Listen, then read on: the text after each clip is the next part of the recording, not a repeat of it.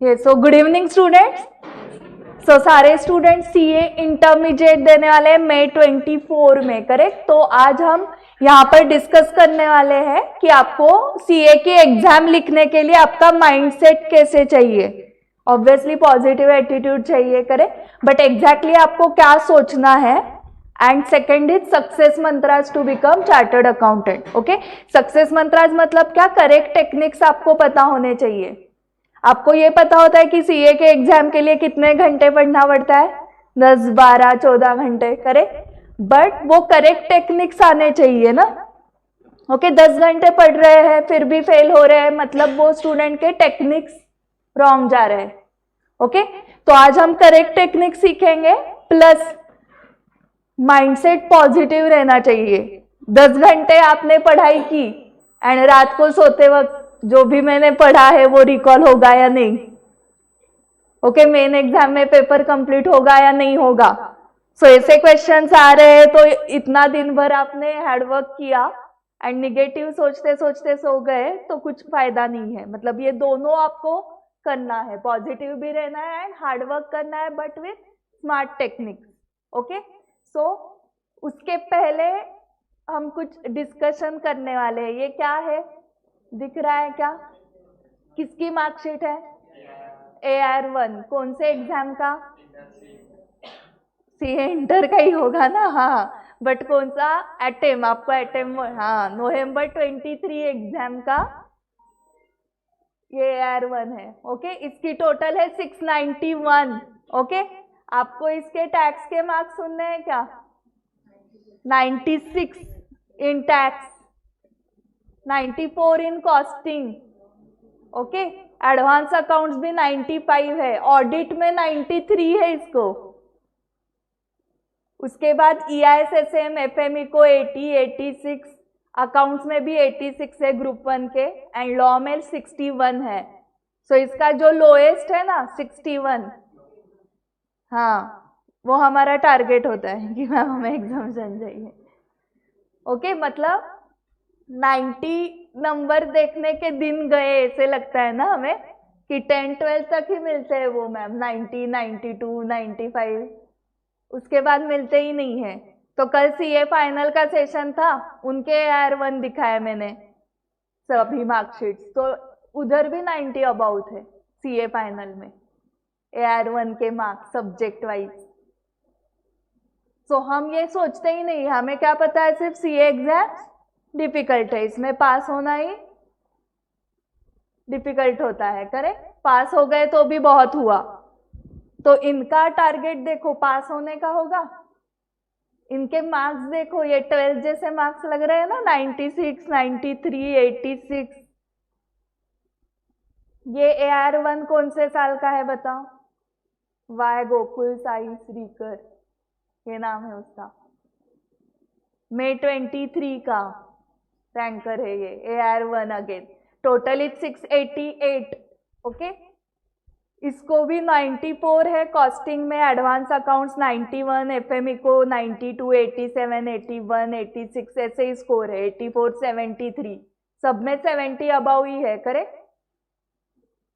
Next देखते हैं, मई 19 का AR1 की टोटल देखो क्या है, 735। मतलब सारे AR1 का ये AR1 है, टॉपर है। ओके, इसके टैक्सेशन के मार्क्स देखो 98, कॉस्टिंग 99। ओके, एक मार्क क्यों डिडक्ट किया पता नहीं। सो 100 आउट ऑफ 100 बहुत ही हो जाएगा, इसलिए एक मार्क डिडक्ट किया होगा। Law 84, accounts 83, advance accounts 97, audit 93, EISSM 84, FME को 97। सो लोएस्ट देखो किस में है, 83 अकाउंट्स। हमारे अकाउंट्स में ही हाईएस्ट होते हैं। Okay, so 83 is lowest. हाँ, आपने 83 का एम रखा है क्या, पूछो खुद को। हमें पास होने में ही मजा आ रहा है, सिर्फ हमारा टारगेट ही सिर्फ पासिंग का है। देन ये मई 22 का है, इसका 666 टोटल है, कॉस्टिंग में भी इसको 98 है। एंड ऐसे आपको सारे ये गूगल पे मिल जाएंगे ना आपको मार्कशीट्स। दीक्षा गोयल नवंबर 22 की एयर 1 है ये, इसको भी 693 टोटल है, इसको भी कॉस्टिंग में 99 है एंड अकाउंट्स में 97। Okay, again all marks about 70 ऊपर ही है। एंड ये आदर्श शास्त्री हमारा ऑल इंडिया रैंकर है 38 मई 23 एग्जाम का, उसकी टोटल 607 है। ओके, ये टेस्ट सीरीज का स्टूडेंट है। यस, सो ये सारे रिजल्ट्स है अभी जो चार्टर्ड अकाउंटेंट्स हो गए, ये टेस्ट सीरीज के, ये इंटरमीडिएट के स्टूडेंट्स है, ये मई 23 का रिजल्ट है। अगेन अभी नवंबर 23 के हमें अभी भी नाम आ रहे हैं स्टूडेंट्स के, इसलिए पोस्टर अभी तक बनाया नहीं है। ये बोथ ग्रुप्स क्लियर्ड है, ये सिंगल ग्रुप क्लियर्ड है। ओके, सो कल क्या था, 12 जनवरी विवेकानंद जयंती थी कल, तो उनका एक मैसेज है आपके लिए। ओके, सो विवेकानंद जयंती क्या सेलिब्रेट करते हैं हम, नेशनल यूथ डे, करेक्ट। सो ये जो सारी यूथ बैठी है मेरे सामने, उनके लिए क्या मैसेज है देखो, every work has got to pass through 100 of difficulties before succeeding, those that preserve will see the light sooner or later. Okay, those who will preserve, so आपको क्या करना है, लड़ते रहना है, you will find the light either sooner or later. Okay, वो हर एक का स्पीड अलग अलग रहेगा, बट सबको लाइट दिखने को मिलेगा, मतलब सब लोग पास हो ही जाएंगे, बट आपको लड़ते रहना है। अगर आपने गिव अप किया तो कंफर्म आप पास नहीं होंगे ना, तो आपको गिव अप नहीं करना है इन शॉर्ट। एंड ये सिर्फ सीए कोर्स के लिए है क्या स्पेसिफिक ये मैसेज, या लाइफ में कौन से भी चीज के लिए है एप्लीकेबल? ये सो जो भी आपको अचीवमेंट्स करने हैं उसमें डिफिकल्टीज तो आने ही वाले हैं, तो उसके थ्रू ही जाना पड़ता है, वही बोल रहे हैं ना। मतलब ये भी सक्सेसफुल है स्वामी विवेकानंद जी, तो ये डिफिकल्टीज थ्रू नहीं गए थे क्या, कुछ भी गए, इसलिए तो उन्होंने वो सक्सेसफुल हो गए ना। सो सक्सेसफुल होने के लिए डिफिकल्टीज थ्रू जाना ही पड़ता है, ये पहले माइंडसेट रेडी करो, ठीक है। वो डिफिकल्टीज आपको पार करके ही आप सक्सेस हो जाओगे, सक्सेसफुल हो जाओगे। ओके, आपको ऐसे डिफिकल्टीज आ रही है, मैम बहुत बड़ा सिलेबस है, वो कीवर्ड्स याद नहीं रहते, ये सारे डिफिकल्टीज है ना, 12 घंटे पढ़ाई करनी है, इतनी बार सॉल्विंग करना है, तो ये सारे डिफिकल्टीज आपने हैंडल नहीं किए तो नहीं सक्सीड होगे। तो आप डिफिकल्टीज अगर हैंडल कर रहे हो तो आपको एश्योरिटी है कि आप सक्सेसफुल हो जाओगे। डेली पूछो आज मैंने कितने डिफिकल्टीज हैंडल किए, हाँ बहुत किए क्या, हाँ तो फिर पास हो जाऊंगा मैं। ओके, सो रात को सोने से पहले पूछो खुद को कि कितना हार्डवर्क किया मैंने, कितने डिफिकल्टीज आए, फिर भी मैंने उस सिचुएशन में कैसे रिएक्ट हुआ मैं। ओके, गिव अप किया था या फिर भी हम पढ़ाई करते रहे, मैं बीमार था फिर भी मैं पढ़ाई कर रहा था, डिफिकल्टीज आ गए, फिर भी आपने गिव अप नहीं किया, फिर भी आप पढ़ाई कर रहे थे, मतलब आप ऑब्वियसली सक्सेसफुल हो जाओगे। समझ में आ गया आपको? Yes, and next message is from Dhoni, MS Dhoni, the process is more important than the result and if you take care of the process you will get the result. Okay, तो आपको result के ऊपर ध्यान देना है क्या, वही आप करते हो, मैम पास हो जाऊंगा क्या, मैम एग्जाम्शन आएगा क्या, सब में 40 आएंगे क्या, एग्रीगेट हो जाएगा क्या। ओके, तो रिजल्ट की चिंता नहीं करनी है, वो क्या बता रहे हैं कि आपको प्रोसेस देखनी है, प्रोसेस आप करेक्ट फॉलो कर रहे हो या नहीं। प्रोसेस करेक्ट है तो करेक्ट ही रिजल्ट आएगा, एंड प्रोसेस रॉन्ग है तो रॉन्ग ही रिजल्ट आएगा, करेक्ट। ऐसे नहीं होगा कि मैम करेक्ट प्रोसेस फॉलो की थी, 5-6 बार सॉल्विंग प्रैक्टिस की एंड फेल हो गए, ऐसे पॉसिबल ही नहीं है कि करेक्ट प्रोसीजर फॉलो करके रॉन्ग रिजल्ट्स आ गए। सो आपको किसके ऊपर ध्यान देना है, प्रोसीजर के ऊपर, मतलब आपके स्टडीज के ऊपर। रिजल्ट के बारे में सोचना है क्या, नहीं। Okay, yes, okay. सो पहले मैंने क्या बताया था आपको कि अभी माइंडसेट आपका क्या होना चाहिए। ओके, तो सीए की आपकी एग्जाम है या अटेम्प्ट है? हाँ, 10th-12th में क्या था आपका, या अटेम्प्ट था कि देखते हैं 10 10th स्टैंडर्ड में अगर हो गया तो हो गया, नहीं तो नेक्स्ट ईयर देंगे। ऐसे कभी आया था क्या दिमाग में? मतलब आपको दिमाग में कंफर्म था कि फर्स्ट स्टैंडर्ड से लेके बीकॉम तक ये लाइफ में एक एक बार ही करना होता है ना? ये कैसे आपके दिमाग में फिट था? क्योंकि आजू बाजू में यही देखा ना आपने देखा क्या इसको सेकंड स्टैंडर्ड क्लियर करने में 2 अटेम्प्ट लगे, इसको 5th स्टैंडर्ड क्लियर करने में 3 अटेम्प्ट्स लगे? वो देखा ही नहीं था। तो हमारा माइंडसेट क्या हो गया कि ये फर्स्ट इसमें ही करते हैं। बट सीए में आने के बाद क्या देखा आपने? इसको 2, इसको 3, इसको 4 अटेम्प्ट्स लगे हैं, करेक्ट? तो आपको लगता है this is normal. Okay, first इसमें करना जरूरी नहीं है। ओके, अगर किसी को 10th-12th स्टैंडर्ड में अटेम्प्ट्स लगे तो वो नॉर्मल है क्या? नहीं, क्योंकि वो फर्स्ट इसमें ही होना चाहिए। बट इसमें अटेम्प्ट्स लगे तो नॉर्मल लग रहा है हमें। ओके, एंड जनरली 70, 80, 90 स्कोर जिनके होते हैं 12th स्टैंडर्ड में, वही लोग आ जाते हैं इधर, करेक्ट? जनरली, क्योंकि उनको पढ़ाई अच्छी लगती है इसलिए ये कोर्स में आते हैं। ओके, सो अगर आपको 70, 80, 90 स्कोर थे परसेंटेज, तो यहाँ पर आपके 50% भी नहीं आ रहे हैं पर सब्जेक्ट, आपको 40 मार्क्स भी नहीं आ रहे हैं। अभी 12th देखे ऐसा कितना टाइम हुआ आपको? 3-4 साल मैक्स, 5 साल, 1 साल। तो तब कितने मार्क्स थे आपको 12th में? एंड अभी 50% भी नहीं आ रहे, 40 मार्क्स भी पर सब्जेक्ट नहीं आ रहे। ऐसे कैसे हुआ 1-2 साल में आपके साथ? मतलब आप ठीक है, डिफिकल्ट है, वास्ट है, तो भी 70, 80 का डायरेक्टली 40 भी लो, इतना बड़ा। सो एटलीस्ट 50, 60, 70 तो आने चाहिए ना, करेक्ट? तो सोचो इसके बारे में।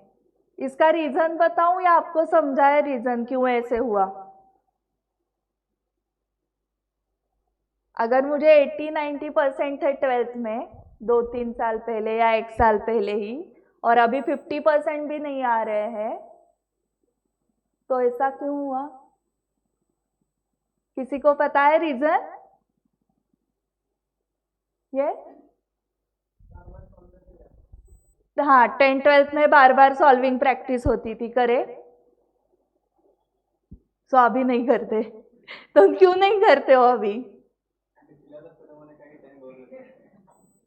इसलिए तो 10-12 घंटे पढ़ना है ना। आप 10th-12th में थोड़ी 10-12 घंटे पढ़ते थे। तो उस सिलेबस के लिए जितना टाइम लगता था पढ़ाई के लिए, उतना ही टाइम पढ़ते थे। तो अभी सिलेबस वास्ट है, इसलिए तो लोग ज्यादा घंटे पढ़ते हैं ना, इसलिए तो आप लाइब्रेरी में ज्यादा घंटे बैठते हो।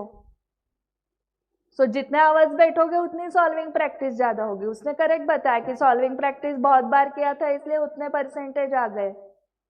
और क्या रीजन है? टेस्ट सीरीज नहीं लिखते हैं, करेक्ट? सो टेस्ट सीरीज आपने प्रीलिम्स वगैरह बहुत लिखे होंगे 12th के पहले। ओके, कॉलेज में प्रीलिम्स हुए रहेंगे, कोचिंग क्लास में प्रीलिम्स हुए रहेंगे, वो यहाँ पर नहीं लिखते हो आप, directly one day match, net practice वगैरह कुछ होता ही नहीं है। एंड माइंडसेट कैसे था और कैसे हुआ, क्या माइंडसेट में चेंज हुआ वो बताओ।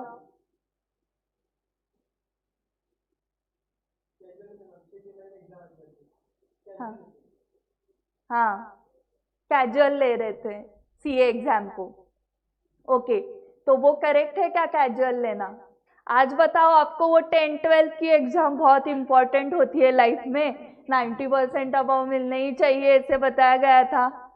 आज क्या वैल्यू लगती है आपको उस 10th-12th की? कब थे 90%?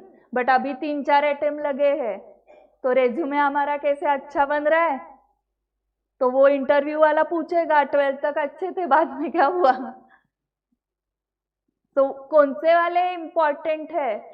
ओके, मैं तो बोलती हूँ 10th-12th कैजुअली लिया रहता तो भी चलता। अभी का कैजुअली मत लो। अभी का तो आपको पता है क्या, फर्स्ट अटेम्प्ट चार्टर्ड अकाउंटेंट की सैलरी अटेम्प्ट वाले चार्टर्ड अकाउंट की सैलरी अलग होती है। Okay, and all India ranker chartered accountant का पैकेज अलग होता है। 25 lakh yearly for all India ranker CA, around 12 lakh for chartered accountant. Okay मतलब डबल हुआ आप रैंक में आ गए तो। एंड अटेम्प्ट्स वाला है तो around 10 lakh 9 lakh annual. Okay काम सेम ही करते हैं तीनों लोग, बट कॉस्ट कटिंग करना है उनको भी, तो वो इंटरव्यू के टाइम आपको बोलते हैं कि आपको अटेम्प्ट्स लगे हैं इसलिए आपको पैकेज 12 का नहीं मिल सकता, 10 लाख का मिलेगा। सो इंटरव्यू कैंडिडेट का क्या होता है, अरे अटेम्प्ट लगने के बाद भी मुझे जॉब मिल रहा है यही अच्छा है बिग फोर में, वो भी तो वो एक्सेप्ट कर देता है। तो मुझे बताओ 10-12 ज्यादा इंपॉर्टेंट है या अभी की फेज ज्यादा इंपॉर्टेंट? 10-12 से तो बहुत गुना ज्यादा इंपॉर्टेंट है ये फेज, क्योंकि आप जितने जल्दी ये एग्जाम्स क्लियर करोगे, इंटरमीडिएट, सीए फाइनल, तब आपका करियर स्टार्ट हो जाएगा ना, करेक्ट?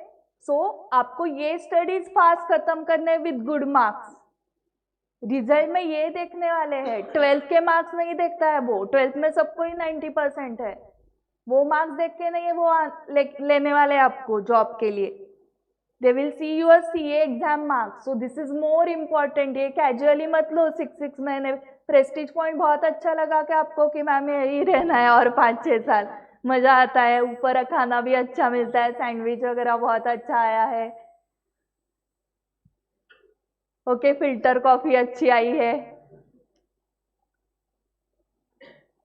ओके। सो यहाँ आपको क्या करना पड़ेगा, फास्ट निकलना है। सो अभी May 24 में जो भी आप पेपर्स दे रहे हो, 6 सब्जेक्ट्स, 3 सब्जेक्ट्स, 2 सब्जेक्ट्स, जो भी है वो क्लियर करने ही है आपको विद गुड मार्क्स, वो भी ओके। उसके बाद November 24 का क्लियर करना है, फिर 2 years articleship and CA final जब आपका आ जाएगा तब फर्स्ट इसमें ही क्लियर करो, ये बहुत इंपॉर्टेंट है।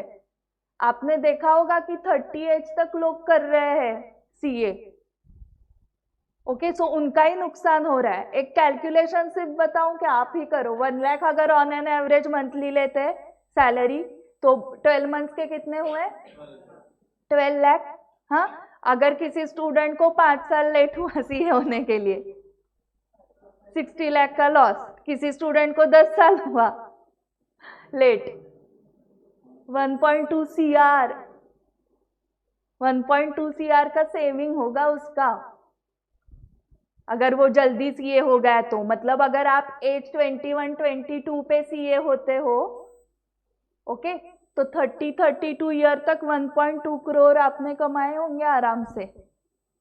ये तो मैं ऑन एन एवरेज 1 लाख वाला बोल रही हूँ, उससे ज्यादा भी इंक्रीमेंट भी है, प्रमोशंस भी है, और आपका स्टार्टिंग का ही आप सीए फाइनल में भी ऑल इंडिया रैंकर आ गए तो स्टार्टिंग पैकेज ही 25 लाख है। मैं तो बेसिक का बता रही हूँ आपको। तो अभी आप ऑलरेडी सोचो आप कितने मंथ्स लेट हो, 6 महीने 6 लाख गए, 12 महीने लेट हो आप, 1 साल लेट हो 12 लाख गए अपने, वो तो गए ही, प्लस हॉस्टल की फी जा रही है, लाइब्रेरी की, मेस की, फास्ट ट्रैक के लिए फिर से जा रहे हैं पैसे, टेस्ट सीरीज के लिए ये पैसे जा रहे हैं, और जो आने वाले थे वो भी जा रहे हैं। तो आप ही सोचो और कितने 1-1 लाख आपको गंवाने। आपको बहुत पैसे हो गए क्या मैम? बहुत है हमारे पास, तो ऐसे 6-12 लाख गए तो भी चलता है हमें। तो समझ में आ गया आपको ये कितना इंपॉर्टेंट है कंपेयर टू 10-12। 1-1 महीना मतलब 1-1 लाख गए, ऐसे ही समझो।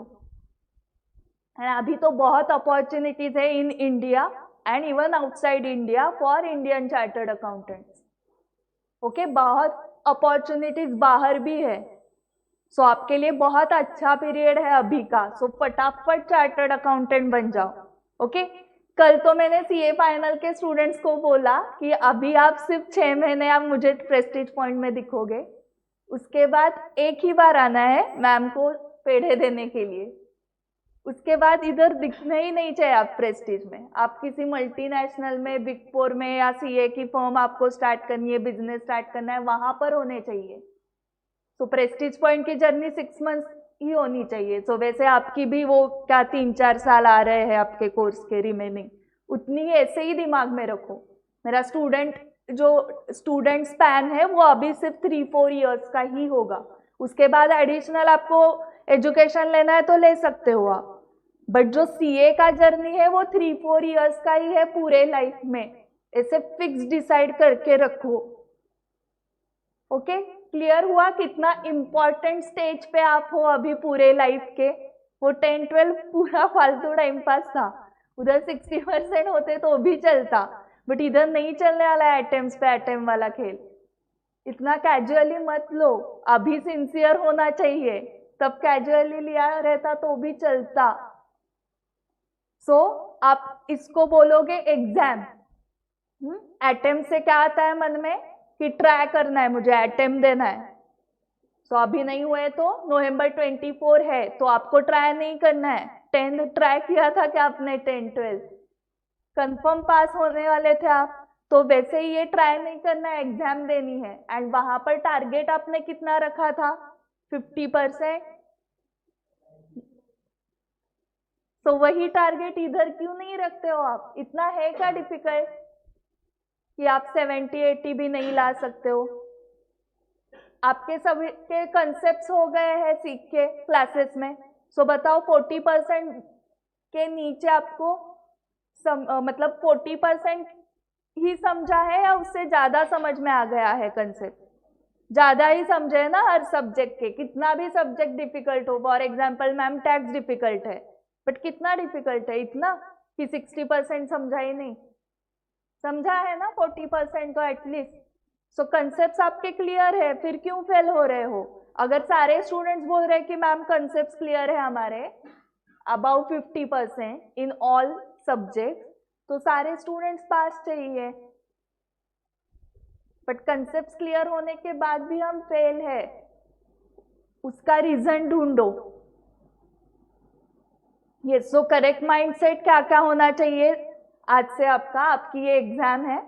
ओके, आपको अभी क्लियर करना है जो भी सब्जेक्ट्स आप देने वाले हो। एंड सिर्फ 40 एंड 50 में आप खुश रहने वाले हो या चाहिए आपको 60, 70, 80? अगर इंस्टीट्यूट दे रही है तो ले लो ना, 99 भी रेडी है इंस्टीट्यूट देने के लिए। ऐसा कुछ रूल है क्या ICAI का कि 80 के अबाव किसी को नहीं देने हैं? दे रही है ना इंस्टीट्यूट, अच्छे से पेपर लिखा तो ले लो ना। जस्ट इमेजिन करो कि आपकी मार्कशीट 80-90 स्कोर वाली, वो देख के इंटरव्यू वाला तो रेड कारपेट ही लाएगा आपके लिए। ऐसे मार्क्स अगर आपके हैं तो वो आपको एम रखना है। सेल्फ कॉन्फिडेंस होना चाहिए। ओके, जो भी आपने पढ़ा है आपको रिकॉल हो जाएगा, टाइम मैनेजमेंट हो जाएगा। आप पूरे दिन में कितनी बार निगेटिव सोचते हो? थोड़ा पूछो खुद को, कितना टाइम निगेटिव सोचने में ही जाता है कि सिलेबस कितना वास्ट है, मेरा फास्ट ट्रैक बैच ही बाकी है, लेक्चर ही नहीं कंप्लीट हुए, रिकॉल होगा क्या, ये होगा क्या, वो होगा क्या। ओके, निगेटिव सोचने में ही टाइम जाता है। और पॉजिटिव क्या सोचते हो? या कुछ याद नहीं पॉजिटिव। सो निगेटिव सोचोगे तो रिजल्ट निगेटिव, पॉजिटिव सोचोगे तो रिजल्ट पॉजिटिव। तो आप डिसाइड करो अभी क्या सोचना है। सिर्फ एक सोच बदलने से अगर रिजल्ट भी बदल जाएगा एंड आप आगे जाने वाले हो तो देखो। ओके, सो माइंडसेट आपका पॉजिटिव होना चाहिए। और उसके साथ जो हार्डवर्क करना है वो मैं आपको बताने वाली हूँ। Work hard, be ready to work hard. बहुत सारे स्टूडेंट्स रेडी ही नहीं है हार्डवर्क करने के लिए, क्योंकि नेक्स्ट लाइन पढ़ो क्या है, 5 टाइम्स सॉल्विंग प्रैक्टिस रिक्वायर्ड। बाप रे, 5 टाइम्स करना है मैम, कैसे होगा इतना सॉल्विंग? तो आप रेडी ही नहीं basically to work hard. But pass होना है, सीए डिग्री चाहिए, तो डिग्री चाहिए तो इतना हार्डवर्क करना ही पड़ता है। ओके, 2-3 बार सॉल्व करके अगर होता या लास्ट 2 मंथ्स में पढ़ाई करके अगर पास हो जाते तो सारे ही पास हो जाते ना। करेक्ट, 2-3 बार कितने स्टूडेंट्स ने किया है? सबने ही किया होगा, फिर भी फेल है, मतलब वो वर्कआउट नहीं हो रहा है, इसका मतलब और प्रैक्टिस करनी पड़ेगी। सो वो आप खुद को पूछो, अगर आपने एक एक क्वेश्चन 5-5 बार सॉल्व किया है बिफोर मेन एग्जाम, टेस्ट में भी आपके 4 टेस्ट हो गए हैं, और 5 टाइम सॉल्विंग में टेस्ट सीरीज का नहीं लिख रही हूँ यहाँ पर, 4 टेस्ट तो अलग टेस्ट सीरीज के, एंड प्लस 5 टाइम सॉल्विंग आपकी घर पे सेल्फ स्टडी के टाइम। सो इतना होने के बाद फेल हो सकते हो क्या?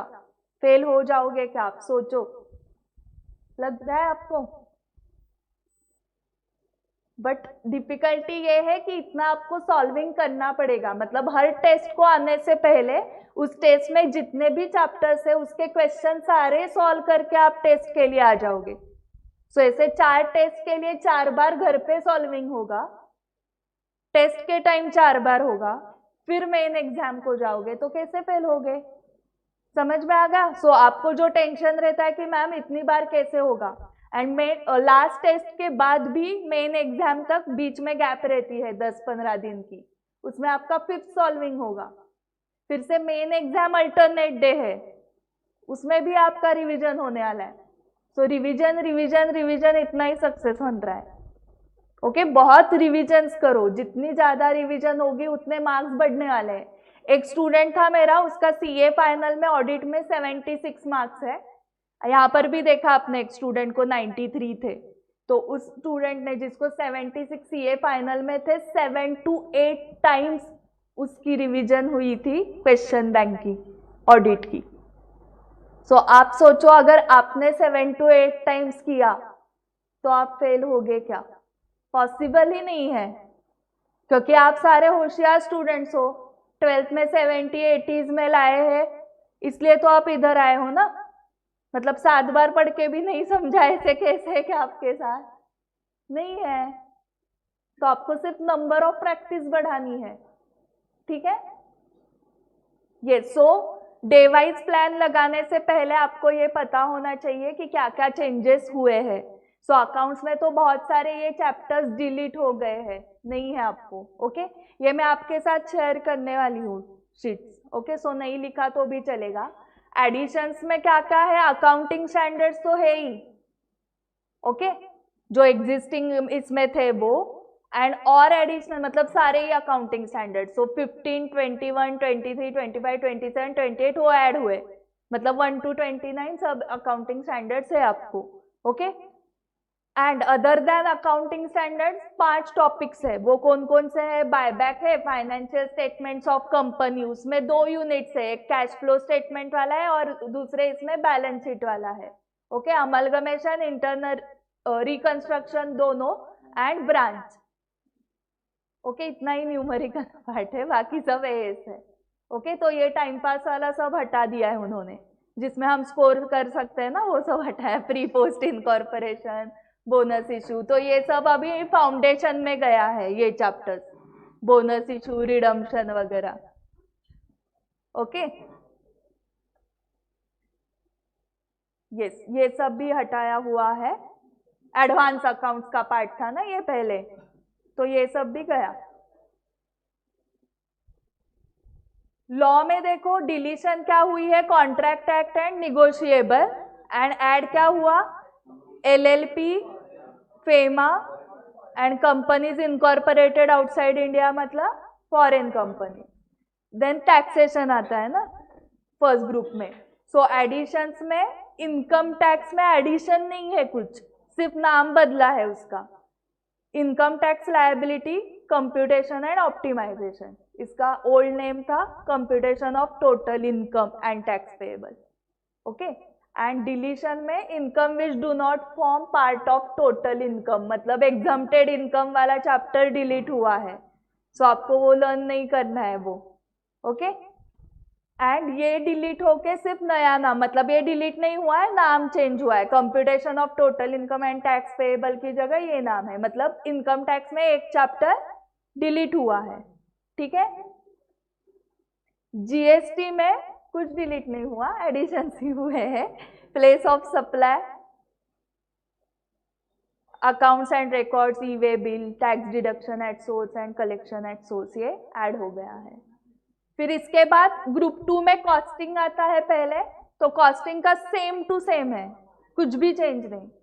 ओके, ऑडिट में देखो डिलीट क्या क्या हुआ है? Fraud and responsibility, audit in an automated environment, sampling, analytical procedures, company audit.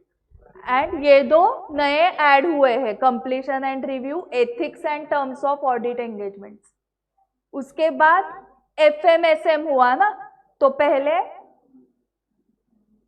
FM का जो भी सिलेबस था, FM इको वाला, उसमें से एक ही चैप्टर डिलीट हुआ है, risk analysis in capital budgeting. बाकी FM पूरा है आपको। ओके, फिर SM में ये सारे नाम चेंज हो गए हैं।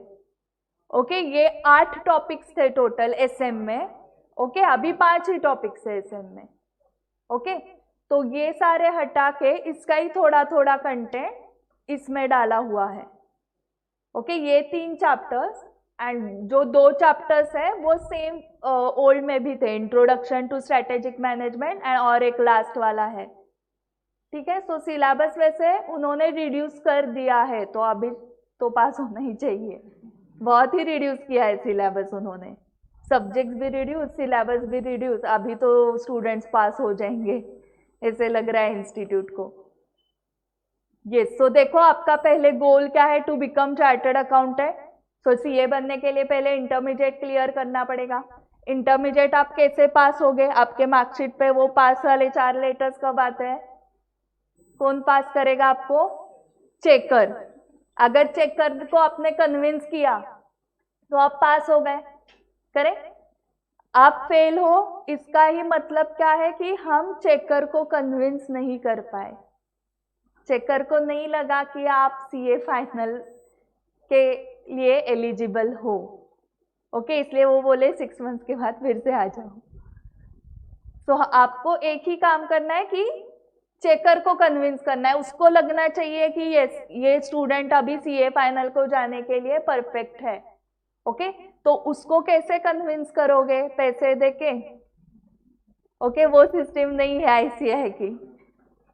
सो इधर चेकर को कन्विंस करने के लिए एक ही रूट है कि आपका पेपर प्रेजेंटेशन बहुत अच्छा चाहिए। चेकर को कुछ भी पता नहीं रहता कि आप कौन से सिटी से हो, आप लड़का हो लड़की हो, आपको कितने अटेम्प्ट्स लगे हैं, ये कुछ भी पता नहीं है उसको। ओके, उसको आपका सिर्फ पेपर पता है। Okay, it's like interview.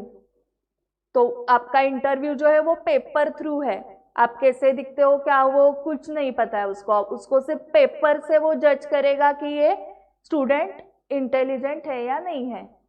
Okay, मतलब आपको समझा होगा कि वो 3 आवर्स में आपको क्या काम करना है, कन्विंस करने का काम करना है चेकर को। सो वो 3 आवर्स बहुत इंपॉर्टेंट है। ओके, सो आप कॉन्फिडेंटली पेपर लिखते हो तो ही वो कन्विंस होगा। अगर बहुत सारे स्क्रैचेस किए हैं, बीच में ब्लैंक पेजेस छोड़ दिए हैं, आधे अधूरे आंसर लिखे हुए हैं, जनरल लैंग्वेज लिखी है इन ऑडिट लॉ, तो वो कन्विंस नहीं होने वाला। ओके, तो आप सोचो, आप रिकॉल करो कि आपने कैसे पेपर लिखा था, पूरा लिखा था क्या, प्रेजेंटेशन कैसा था, स्क्रैचिंग हुआ था या अच्छे से लिखा था मैंने पेपर पूरा, कीवर्ड्स अंडरलाइन किए थे क्या। तो ये सब मैटर करता है पेपर प्रेजेंटेशन। तो ये आप कब अच्छे से कर पाओगे कॉन्फिडेंटली? अगर मेरी प्रैक्टिस बहुत अच्छी हुई है। ओके, आप अभी T20 चल रहा है, आप देखते हो कि नेट प्रैक्टिस अच्छी हुई है, तो आपका परफॉर्मेंस ग्राउंड पे अच्छा आएगा। ओके, अगर आप आर्टिस्ट हो, आपका प्रैक्टिस अच्छा हुआ है, तो ही स्टेज पे परफॉर्मेंस समझता है कि बहुत प्रैक्टिस की है ना इसने, इसलिए तो इतना अच्छा परफॉर्मेंस दे रहा है। सो प्रैक्टिस अच्छे से हुई है या कम हुई है, ये चेकर को समझता है। ओके, उसके लिए चार्टर्ड अकाउंटेंट होने की जरूरत नहीं है। आपको भी मैंने पेपर्स चेकिंग के लिए दिए, तो आपको भी समझेगा कि उस स्टूडेंट की तैयारी कितनी हुई है, कितनी प्रैक्टिस हुई है। ओके, उसके आंसर से समझ में आ जाता है। ओके, कि कुछ भी एक्चुअल आंसर नहीं याद आ रहा है, तो जो मन की बात लिखते हैं ना स्टूडेंट्स बीकॉम स्टाइल, उससे ही समझता है कि इसको एक्चुअल आंसर नहीं पता, इसलिए वो मन की बात लिख रहा है, जिसको 0 वैल्यू है, 2-2 पेजेस भरे तो भी। ओके, सो प्रैक्टिस बहुत करने के लिए पहले तो वो कंसेप्ट पता होने चाहिए, मतलब कंसेप्ट क्लैरिटी। ओके, तो इन सब से आपको क्या समझ में आया होगा? 3 ही सक्सेस मंत्रास है। क्या क्या है वो? Concept clarity, solving practice and paper presentation. अगर तीनों स्टेप्स पे आप पास हो तो आप पास हो मेन एग्जाम। आइदर और स्टेप में भी आप गड़बड़ हो गई तो पास नहीं हो। मुझे बताओ, आपने बताया था कि कंसेप्ट आपको क्लियर है अबाउट 50% इन ऑल सब्जेक्ट्स, सबको, मतलब सभी स्टूडेंट स्टेप 1 में पास है, करेक्ट। जिनके लेक्चर्स अभी भी चल रहे हैं उनके जब कंप्लीट हो जाएंगे आपको भी कंसेप्ट क्लियर हो ही जाएंगे। सो फर्स्ट स्टेप में किसी को प्रॉब्लम है क्या? नहीं। सेकेंड स्टेप में सबको ही प्रॉब्लम है। ओके, सॉल्विंग प्रैक्टिस मैंने कितनी बार बताई थी आपको? 5 टाइम्स। वहां पर ही प्रॉब्लम है मेन। एंड जो थर्ड स्टेप है पेपर प्रेजेंटेशन, वो मैं टेस्ट सीरीज के टाइम आपको बता दी हूँ कैसे प्रेजेंट करना है। वो बहुत कुछ डिफिकल्ट है क्या? ड्राइंग का पेपर है क्या वो? नहीं, बहुत कुछ डिजाइनर नहीं करना है हमें।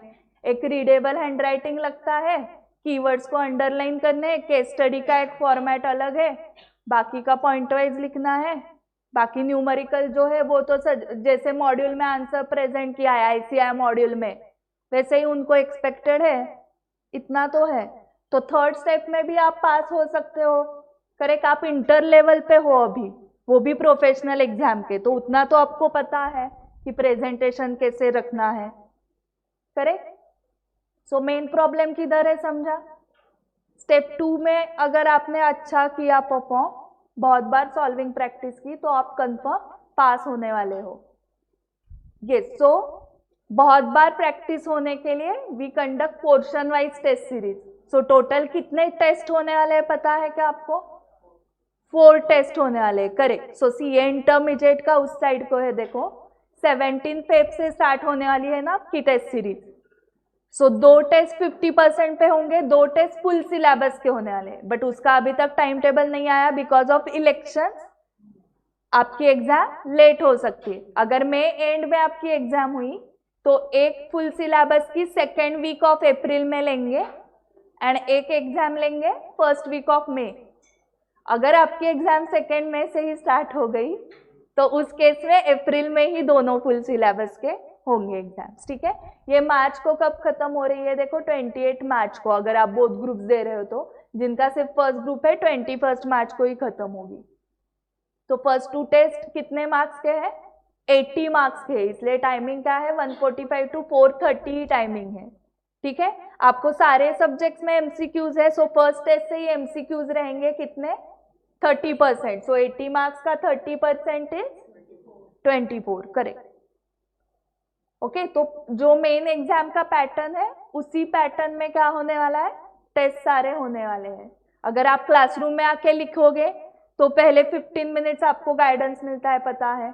अगर आप क्लासरूम से नहीं लिखने वाले हो, ऑनलाइन घर से लिखोगे, तो क्वेश्चन पेपर आपको 12:30 बजे मेल पे आता है टेस्ट के दिन, एंड ऑडियो आते हैं उसके साथ, जो मैं यहाँ पर गाइडेंस देती हूँ। तो ऑनलाइन स्टूडेंट्स के लिए ऑडियो अटैच रहेंगे, आपको वो सुन के घर पे टेस्ट लिखनी है। एंड सबमिट कैसे करना है आपको? पेपर पीडीएफ स्कैन करके सेम डे को, फिर आपको check paper and suggested mail पे ही आ जाएंगे। बट जो यहाँ पर आते हैं स्टूडेंट, उनको सबमिट हमें पेपर्स फिजिकली करने हैं, हार्ड कॉपीज, एंड आपको पूरे ग्रुप के तीनों पेपर्स एक ही दिन मिलते हैं चेक करके। वो रिजल्ट डेट तब मैं अनाउंस करती हूँ कि इस दिन आके आपको check paper suggested answers collect करने हैं। आपको 1-to-1 काउंसलिंग भी होगा, उस दिन चेकर्स आते हैं। चेक पेपर पे डिटेल्स कमेंट लिखे हुए रहते हैं, मतलब 10 में से आपको 6 मिले तो वाई 4 मार्क्स डिडक्टेड, उसका रीजन लिखा रहता है, ओके। एंड जो टॉपर्स होते हैं उनको प्राइज डिस्ट्रीब्यूशन भी रहता है। सो सब्जेक्ट वाइज हम टॉपर्स निकालते हैं, ओके। तो श्योर शॉट जो टॉपर्स है वो तो कंफर्म मेन एग्जाम में पास होते हैं, ओके। सो ये टेस्ट सीरीज का पैटर्न हुआ। तो अभी देखो आप प्लानिंग कैसे कर सकते हो कि बहुत सारे स्टूडेंट्स फर्स्ट टेस्ट देने के लिए डरते हैं कि 17 फेब तक पढ़ाई कंप्लीट होगी क्या, ओके। बट मुझे बताओ 50% मतलब कितने चैप्टर्स होंगे पर सब्जेक्ट के? 7 to 8। तो उसमें से 2-3 चैप्टर्स नहीं हुए आपके, फिर भी 5 चैप्टर्स के ऊपर तो टेस्ट लिख सकते हो ना आप। एंड जो 2-3 चैप्टर्स बाकी है वो बाद में करना है कंप्लीट फुल सिलेबस के टेस्ट के टाइम, क्योंकि आप जितना जल्दी टेस्ट लिखोगे उतना जल्दी आपको एनालिसिस मिलता है, चेकर से काउंसलिंग मिलता है 1-to-1। सारे चार्टर्ड अकाउंटेंट्स है जो पेपर्स चेक करते हैं, वो सीए आपको काउंसलिंग 4 बार करने वाले हैं। सो 4 बार काउंसलिंग हो गया, 4 बार टेस्ट लिख के हो गया, घर पे 4 बार सॉल्विंग हो गया, इसके बाद कैसे कोई फेल होगा मेन एग्जाम में? सो इतना हार्ड वर्क करने के बाद मुझे नहीं लगता कि रिजल्ट फेल आ सकता है, कंफर्म ही पास आने वाला है। बट इतना सब करना पड़ेगा। स्टूडेंट्स क्या करते हैं, फर्स्ट टेस्ट नहीं प्रिपेयर होगा मैम मेरा, पहले ही नहीं होगा, निगेटिव, हम निगेटिव सोचने में माहिर है। तो ऐसे मत सोचो, मतलब पूरा ही नहीं, कुछ भी नहीं होगा क्या? 1 महीना क्या करने वाले हो? 1 महीना है अभी भी ना। सो कुछ तो 5-5 चैप्टर्स तो हो ही जाएंगे ना, अभी तो 3 ही सब्जेक्ट्स है। सो ऐसे आपको टेस्ट के साथ ही प्लानिंग करना है। ये टेस्ट प्लानिंग के लिए ही है पहले 2, कि आपकी पढ़ाई फास्ट हो जाएगी। अगर आपको ये डेट्स नहीं है 17 फेब एंड 16 मार्च वाले, तो आपको पता है कब कितना चैप्टर कंप्लीट होने वाला है, कितना सिलेबस कंप्लीट होने वाला है, कुछ टारगेट्स है। इससे टारगेट्स मिलते हैं, इसके मार्क्स दिखाने हैं क्या किसी को? नहीं, ये हमारे एनालिसिस के लिए ही चलने वाला है। ओके, तो मैं तो आपको कन्विंस करूंगी कि आप फर्स्ट 2 टेस्ट दे दो, फुल सिलेबस का बाद में सोचो, मतलब 3 टेस्ट तो एटलीस्ट लिखो ही। आपको गैप चाहिए तो फर्स्ट 2 टेस्ट के बाद डायरेक्टली 4 लिखो, या 1 2 3 लिखो, फिर 3 के बाद 1 महीने की गैप मिलेगी मेन एग्जाम तक, बाद में गैप ज्यादा मिलेगी। बट अभी आपने जल्दी स्टार्ट नहीं किया, मैं 16 मार्च वाली लेता हूँ, मैं फुल सिलेबस के 2 लेता हूँ। तो फुल सिलेबस के 2 जब आप लोगे अप्रैल में, तब तक आपके 2 बार ही रिवीजन हुए रहेंगे अगर आप खुद से करते हो तो। बट इसके साथ जाओगे तो 4 बार 5 बार रिवीजन आराम से हो जाएगी। आप 3 टेस्ट लिखो, 4 टेस्ट का आपके ऊपर है, टेस्ट के मार्क्स देख के आप डिसाइड कर सकते हो 4 टेस्ट का क्या करना है। बट एटलीस्ट 3 टेस्ट कौन से, तो 3 टेस्ट आपने लिखने चाहिए बिफोर मेन एग्जाम। ओके, ये सीए की एग्जाम है, बीकॉम नहीं है, गए सब पास हो गए, जितने बैठे थे सारे पास हो जाते हैं, कुछ भी लिखा तो भी, ऐसे नहीं है। सो फर्स्ट, अगर आपको 16 फेब तक जो 50% सिलेबस है, सबको मिल गया क्या सिलेबस ईमेल पे? जिनको नहीं मिला है क्लास के बाद ऑफिस में जाओ, ओके, वहां पर आपको सिलेबस मिलेगा। तो आपको डे वाइज प्लान लगाना होता है। सो डे वाइज प्लान लगाने के 3 मेथड्स है। सो आपको जो कंफर्टेबल मेथड है वो करो आप। एक होता है कि नंबर ऑफ चैप्टर्स, दूसरा नंबर ऑफ क्वेश्चंस, तीसरा नंबर ऑफ पेजेस। सो यहाँ पर मैंने एग्जाम्पल लिया है नंबर ऑफ क्वेश्चंस का। सो फॉर एग्जाम्पल एक सब्जेक्ट में 10 चैप्टर्स है एंड पर चैप्टर 30 क्वेश्चंस है, तो उस सब्जेक्ट में अराउंड कितने क्वेश्चंस हुए? 300 क्वेश्चंस हुए। एंड हमारे पास अभी 30 डेज है, 1 महीना, तो 300 क्वेश्चन अपॉन 30 डेज, मतलब पर डे मेरे 10 क्वेश्चंस कंप्लीट होने चाहिए। एक सब्जेक्ट का हुआ, नहीं तो लगे हाँ 10 क्वेश्चन ही करने पूरे दिन में, ये एक सब्जेक्ट का हुआ, मतलब ऐसे 3 सब्जेक्ट्स के अराउंड 30 क्वेश्चंस तो हो ही सकते हैं ना। पूरे दिन आप क्या करने वाले हो? आपको पढ़ाई भी करनी है, बाकी कुछ करना ही नहीं है। सो समझ में आ गया? सो ऐसे डेली टारगेट लगाने। अगर किसी को नंबर ऑफ क्वेश्चन से नहीं करना है तो नंबर ऑफ चैप्टर से कैसे करोगे? 30 डेज है अभी एंड आपके पास 10 चैप्टर खत्म करने हैं, मतलब 3 दिन में 1 चैप्टर खत्म होना चाहिए आपका। ओके, 3 दिन में 1 ही चैप्टर, ये एक सब्जेक्ट का ही हुआ, हाँ, नहीं तो लगेगा अरे 3 दिन में 1 ही चैप्टर, ये एक सब्जेक्ट का हुआ। ओके, समझ में आ गया आपको? एंड नंबर ऑफ पेजेस का कैसे करोगे? ऐसे ही 30 क्वेश्चंस की जगह उस चैप्टर के कितने पेजेस है, सो टोटल पेजेस मिल जाएंगे आपको। So total pages divided by 30 days. But daily target आपको सेट करना ही पड़ेगा। ओके, प्लान पहले तो स्टूडेंट्स क्या क्या मिस्टेक्स कर रहे हैं देखो। अगर ये मिस्टेक आपने की तो फेल आप कंफर्म हो, ये मिस्टेक नहीं की तो पास कंफर्म हो। सो पहले तो प्लान ही नहीं लगाते, रीजन क्या कि एग्जीक्यूट ही नहीं होता।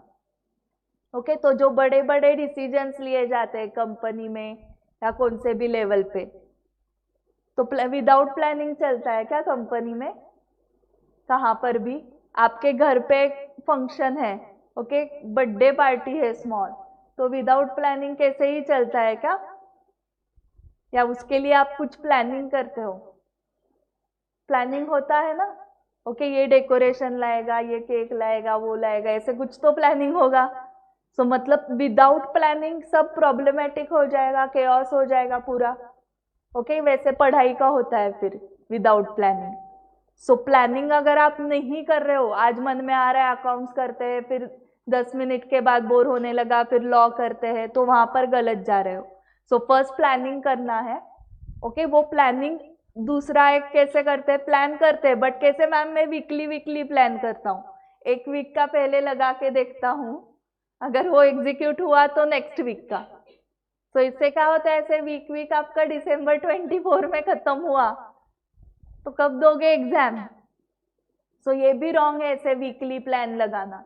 सो करेक्ट मेथड क्या है कि आपके हाथ में दिन कितने हैं फाइंड आउट करो। फेब्रुआरी, मार्च, अप्रैल 3 ही महीने लो, मई को मत पकड़ो अभी। हाँ तो 90 डेज एंड जनवरी के कितने बाकी है? 15। मतलब कितने? 105 दिन है, 100 दिन। Okay big boss 100 days.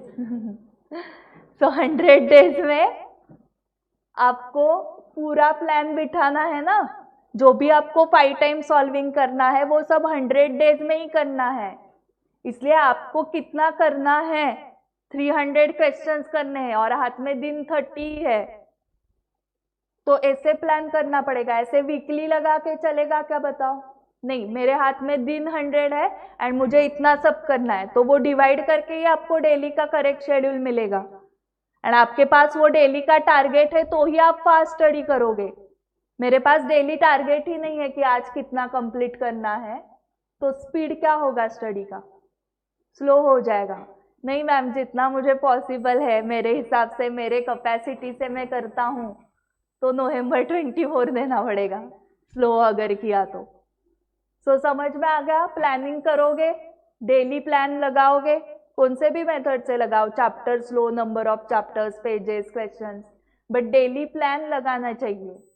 ठीक है? एंड वो कैसे लगाना है, ऐसे वीकली लगाना है क्या, या 15 डेज का लगाते हैं फिर नेक्स्ट 15 डेज का, वो भी गलत है। फिर प्लान लगाने के बाद हमें इतना तो समझा कि फॉर एग्जाम्पल अकाउंट्स के 10 क्वेश्चंस करने हैं, लॉ के 15 पेजेस करने हैं। ओके फॉर एग्जाम्पल थ्योरी के लिए मैंने नंबर ऑफ पेजेस से लगाया, न्यूमेरिकल सब्जेक्ट्स के लिए मैंने नंबर ऑफ क्वेश्चन से लगाया, टैक्स के लिए मैंने नंबर ऑफ चैप्टर से लगाया प्लान। तो वो तो समझा कि अकाउंट्स का 10 क्वेश्चन करना है, लॉ का 25 पेजेस आज करने हैं, टैक्स के आज 2 चैप्टर्स करने हैं। ओके ऐसे प्लान लग गया आपका डेली का। बट कब क्या करना है वो भी फिक्स होना चाहिए। कब क्या करना है मतलब मॉर्निंग में क्या करना है, आफ्टरनून में क्या करना है, इवनिंग में क्या करना है, वो भी प्लान में आना चाहिए। ओके अभी आप जब कोचिंग क्लास को जा रहे हो या स्कूल कॉलेज जब था, कॉलेज तो छोड़ दो, स्कूल में प्रॉपर टाइम टेबल होता था ना, स्कूल का एक टाइमिंग होगा आपका, इधर मॉर्निंग का 7 to 1 या 12 to 5। ओके वैसे प्रॉपर टाइम टेबल होना चाहिए। आपका प्रॉपर टाइम टेबल था इसलिए 90 अबव स्कोर आया आपका, अभी है ही नहीं कुछ टाइम टेबल, अभी आपको लगाना पड़ेगा। आप 18 अबव हो ना अभी, तो सब में 18 अबव दिखना चाहिए, पढ़ाई में भी दिखना चाहिए 18 अबव।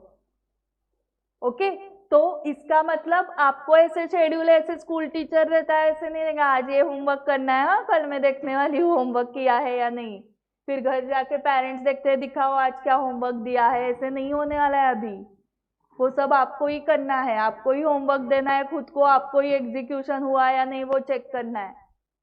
ओके सो आपको वो टाइमिंग डिसाइड करना पड़ेगा। क्लास का टाइमिंग कैसे डिसाइड होता है, फॉर एग्जाम्पल मॉर्निंग 8 to 10 आपका अकाउंट्स है, तो हर रोज 8 to 10 ही होता है, करेक्ट? तो ही वो सेल्फ डिसिप्लिन से प्रॉपरली प्लान एग्जीक्यूट होगा। आपने सिर्फ डिसाइड किया आज टैक्स के 2 चैप्टर्स करने हैं, लॉ के 25 पेजेस करने हैं, बट कब क्या करना है वो कितने स्टूडेंट्स का डिसाइडेड होता है। सोचो ये आप, ये सब आपने किया था क्या? इसमें देखो आपके सारे टाइमिंग्स फिक्स होने चाहिए। सारे टाइमिंग्स फिक्स होने चाहिए मतलब क्या, कब उठना है, उठने के बाद पढ़ाई को कितने बजे बैठना है, फिर ब्रेक कब लेना है, ब्रेकफास्ट ब्रेक, वो कितने टाइम का ब्रेक होना चाहिए, नहीं तो ब्रेक को गए और लंच करके ही आ गए लाइब्रेरी में, ऐसे नहीं होना चाहिए। वो उसके स्लॉट्स डिसाइडेड होने चाहिए। टी ब्रेक को जाते हैं और डिनर करके ही आ गए, ऐसे नहीं होना चाहिए, स्पेशली लाइब्रेरी वाले स्टूडेंट्स। ओके, बहुत सारे हमें फ्रेंड सर्कल बनाने के लिए नहीं लाइब्रेरी लगाई है हमने, वो बाद में सीए होने के बाद, पास होने के बाद आप फ्रेंड सर्कल बनाओ, बट अभी पढ़ाई करो। अगर आप पढ़ाई कर रहे हो और आपका फ्रेंड भी मोटिवेट कर रहा है आपको पढ़ाई करने के लिए, तो ही आपका वो रियल फ्रेंड है। करेक्ट? वो अगर टाइम पास कर रहा है और आपको भी बोल रहा है कि चलो टाइम पास करते हैं, तो वो रियल फ्रेंड है ही नहीं। चलो मूवी को जाते हैं, ये करते हैं, कब क्या करना है समझ में आना चाहिए ना। अभी टाइम है क्या मूवी देखने का? वो बाद में देख सकते हो ना। ओके, सो आपको टाइमिंग भी डिसाइड करने पड़ेंगे। ये मैंने जस्ट एग्जाम्पल के लिए दिया है, एग्जैक्ट ऐसे नहीं करना है आपको। जो भी आपका रूटीन रहेगा वो फिक्स रखो। आज 9 बजे उठ गए, कल 5 बजे ही उठ गए। ओके, आज 2 बजे लंच किया, कल 11 बजे ही किया, ऐसे नहीं होना चाहिए। ये होगा तो नहीं पॉसिबल। आपकी जब आर्टिकलशिप स्टार्ट हो जाएगी तब ऐसे रहेगा क्या? आज ऑफिस 9 बजे स्टार्ट हुआ, कल 12 बजे है, परसों 4 बजे खुला है ऑफिस को। तो एक रूटीन स्टार्ट होने वाला है ना। जॉब लगने के बाद भी एक रूटीन स्टार्ट होने वाला है जो फिक्स रहेगा, हर रोज अलग नहीं रहेगा। बट अभी जब आप सेल्फ स्टडी के मोड पे हो, मतलब मोड पे, तब आपका रूटीन कैसा भी रहता है। करेक्ट? तो वो कैसा भी रूटीन होगा तो मार्क्स भी कैसे भी आएंगे। समझ में आ गया क्या शेड्यूलिंग कैसे करना है डे वाइज का? अभी स्टडी करना है। मैंने आपको बताया अकाउंट्स के 10 क्वेश्चन करने हैं मतलब ऑडिट करना है, सॉल्व करना है, डिटेल सॉल्व करना है, रफ में सॉल्व करना है। ये देखो अभी कैसे करना है। So numerical questions numerical subjects जो है, मतलब कौन से, कॉस्टिंग, एफएम, अकाउंट्स, तो अभी दोनों, थ्योरी भी हो गया और प्रैक्टिकल भी है, टैक्स में भी दोनों है। तो उस केस में आपके पास समरी है क्या हर टॉपिक की? पूछो खुद को। अगर नहीं है समरी तो प्रिपेयर नहीं करनी है। ओके, आपको रेडीमेड समरी लेनी है किसी से, फैकल्टी से लो, फ्रेंड से लो, या हाईलाइट करो मॉड्यूल में ही, बट लिखना नहीं है, समरी लिखना नहीं है। समरी लिखने की कंपटीशन है क्या आपकी उधर? नहीं है। सो समरी आप खुद से नहीं लिखोगे। ओके, उसके बाद फॉर्मूले कौन कौन से सब्जेक्ट में है आपको? एफएम, कॉस्टिंग, दो ही ना मोस्टली। तो उसकी फॉर्मूला बैंक है क्या आपके पास? डीटी के। ओके, सो उस केस में स्टूडेंट्स बोलते हैं कि मैम जैसे जैसे चैप्टर्स हम करते हैं ना, वैसे वैसे फॉर्मूला भी वहां पर हो जाते हैं। बट अगर सारे फॉर्मूले आपने एक साथ लिखे हैं और वो हर रोज आपने रिवाइज किए, तो 5 मिनट का काम है वो। ओके, टी ब्रेक और कॉफी ब्रेक के टाइम आप वो फॉर्मूले रिवाइज कर सकते हो हर रोज, अगर वो एक साथ है तो। चैप्टर वाइज रखोगे तो नहीं होगा, क्योंकि फॉर्मूला बेस्ड जो क्वेश्चंस आते हैं तो वो आपको करेक्ट फॉर्मूला आ रहा है तो आउट ऑफ मिल सकते हैं ना। सो फॉर्मूला में ही कंफ्यूजन होते हैं आजकल स्टूडेंट्स को। हमारे टाइम जो था, जितने स्टूडेंट्स थे, किसी का भी फॉर्मूला बेस्ड क्वेश्चंस में मार्क्स जाते ही नहीं थे, सबके फॉर्मूले लर्न रहते थे। सो मतलब फॉर्मूला बेस्ड क्वेश्चन आया तो कंफर्म हमें आउट ऑफ है। बट अभी फॉर्मूला बेस्ड वाले क्वेश्चंस में भी स्टूडेंट्स गलत जा रहे हैं। क्या रहता है उसमें? फॉर्मूला करेक्ट है तो उसमें नंबर्स डालो, कैलकुलेटर है ही, आ गई फाइनल अमाउंट, मिल गया आउट ऑफ मार्क्स। बट हमें फॉर्मूला ही करेक्ट याद नहीं आ रहा, ऐड करना है या माइनस करना है, डिवाइड या मल्टीप्लाई, तो गए। सो फॉर्मूला बैंक होना इंपॉर्टेंट है, ये first thing. Second, are you doing solving practice with time management? So पहले तो सॉल्विंग प्रैक्टिस करते हो क्या? फिर टाइमर लगा के तो बहुत आगे की चीज हो गई। तो सॉल्विंग प्रैक्टिस पहले तो करो। ओके, डिटेल सॉल्विंग करना पड़ेगा डिफिकल्ट क्वेश्चंस के लिए। जो बहुत डिफिकल्ट नहीं है उसके लिए कैसे करोगे? रफ में करोगे, बट रीडिंग नहीं करना है, कंफर्म रीडिंग नहीं करना है। कितना भी इजी क्वेश्चन होने दो, आपको वो सॉल्व ही करना है। ओके, रफ में करो, डिटेल करो, बट सॉल्व करना है, ये याद रखो। सॉल्व करोगे तो सक्सेसफुल होगे, इतना कंफर्म है। ठीक है? एंड विथ टाइम मैनेजमेंट मतलब क्या? टाइमर लगा के, क्वेश्चन वाइज टाइमर लगा के सॉल्व करना है। ओके, इससे क्या होता है कि टाइम के प्रेशर में आपका आंसर करेक्ट आ रहा है या नहीं, इसकी प्रैक्टिस होती है। घर पे करेक्ट आते ही है, घर पे सबके बैलेंस शीट टैली होते हैं 1-1.5 घंटे के बाद, तो उसका कुछ भी फायदा नहीं है, क्योंकि आधे घंटे का ही टाइम अगर है उस बैलेंस शीट के क्वेश्चन के लिए, तो वो आधे घंटे में ही टैली होना चाहिए। करेक्ट।